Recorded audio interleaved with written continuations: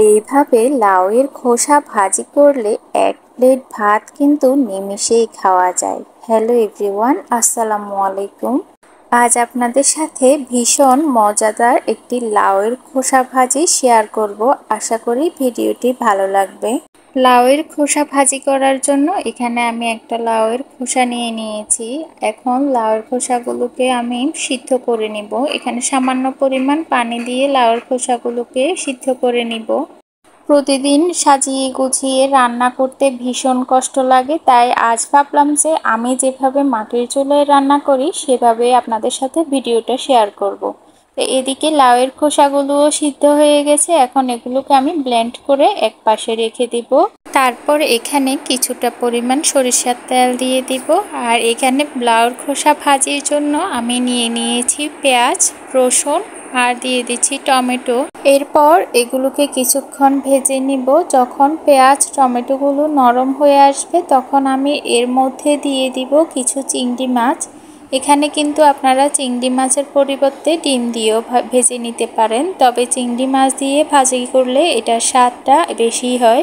এখন এখানে দিয়ে দিব হাফ চা চামচ রসুন বাটা, হাফ চা চামচ আদা বাটা আর দিয়ে দিব কয়েকটা মরিচ। এরপর এগুলোকে আর একটু ভালোভাবে ভেজে নিব। যখন পেঁয়াজগুলো হালকা একটু ব্রাউন কালার হয়ে আসবে তখন এর মধ্যে আমি কিছু গুঁড়ো মশলা অ্যাড করব। দিয়ে দিচ্ছি পরিমাণ মতো লবণ। মশলাটা যাতে পুড়ে না যায় সেজন্য একটু পানি দিয়ে নিয়েছি। এখন এর মধ্যে দিয়ে দিব হাফ চা চামচ হলুদের গুঁড়া আর হাফ চা চামচ মশলা গুঁড়া। এখন এই মশলাটাকে আমি ভালোভাবে কষিয়ে নিব। রান্নার স্বাদ ডিপেন্ড করে সবসময় মশলাটা কষানোর উপর। আপনি মশলাটা যত ভালো কষাবেন রান্নার স্বাদটাও তত ভালো হবে। মশলাটা কষানো হয়ে গিয়েছে, এখন আমি ব্লেন্ড করা লাউয়ের খোসাটা দিয়ে দিচ্ছি। আচ্ছা, আপনাদের কাছে মাটির চুলার রান্না কেমন লাগে অবশ্যই কমেন্ট করে জানাবেন। আমার কাছে তো মাটির চুলার রান্না বেশ মজা লাগে আর রান্না করতেও কিন্তু ভালো লাগে। চুলার আঁচ কমিয়ে এখন এটাকে বারবার নাড়তে হবে। এখানে নাড়ানোটা বন্ধ করা যাবে না, না হলে কিন্তু নিচে পুড়ে যাবে আর খেতেও ভালো লাগবে না।